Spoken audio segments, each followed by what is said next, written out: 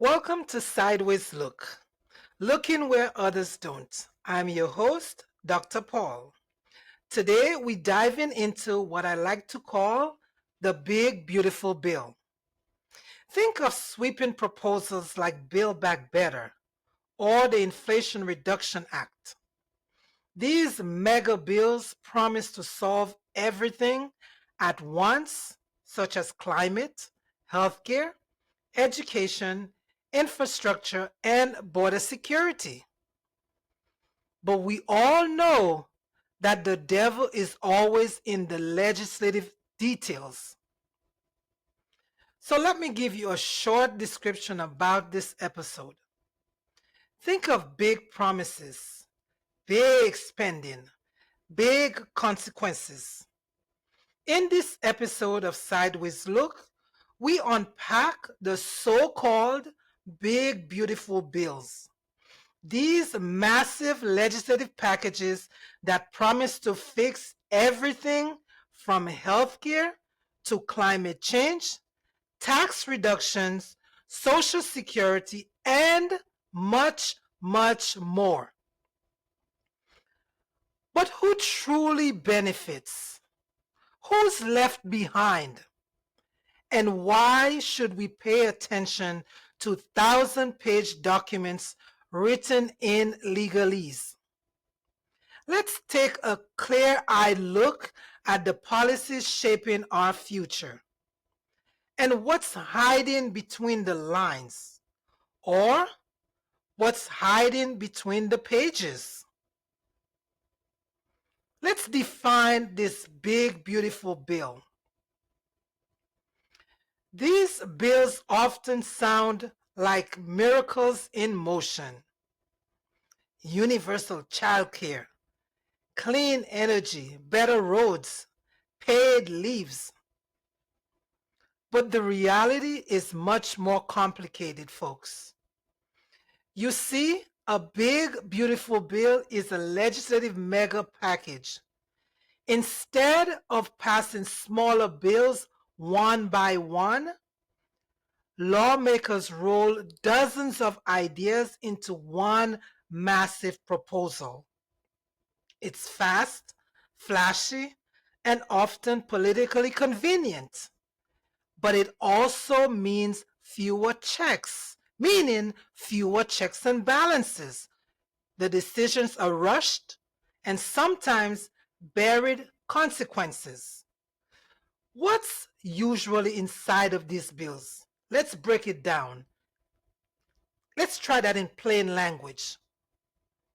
Social programs, climate initiatives are included.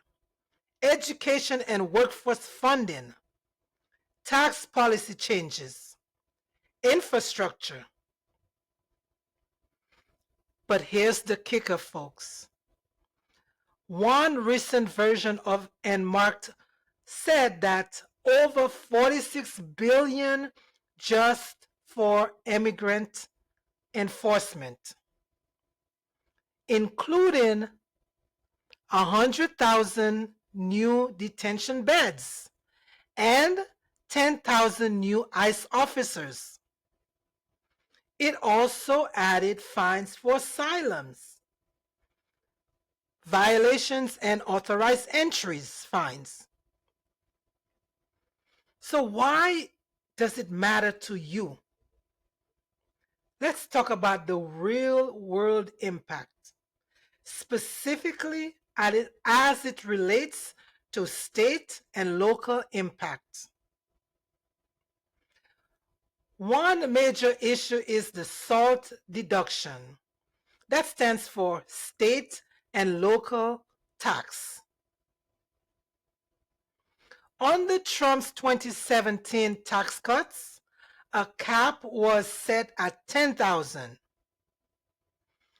The new bill proposes raising it to $40,000 starting in 2025, but only for people earning under $500,000. If you're not in a higher income bracket or don't itemize deductions, you probably won't benefit at all. If you raise the cap, the people who benefit the most are going to be the upper middle income folks. This is according to Howard Glickman from Urban Brookings Tax Policy Center. There are other provisions included in this big, beautiful bill. The senior bonus sounds nice. This is a temporary elimination of tax on Social Security, which sounds great but could speed up funding where it is depleting.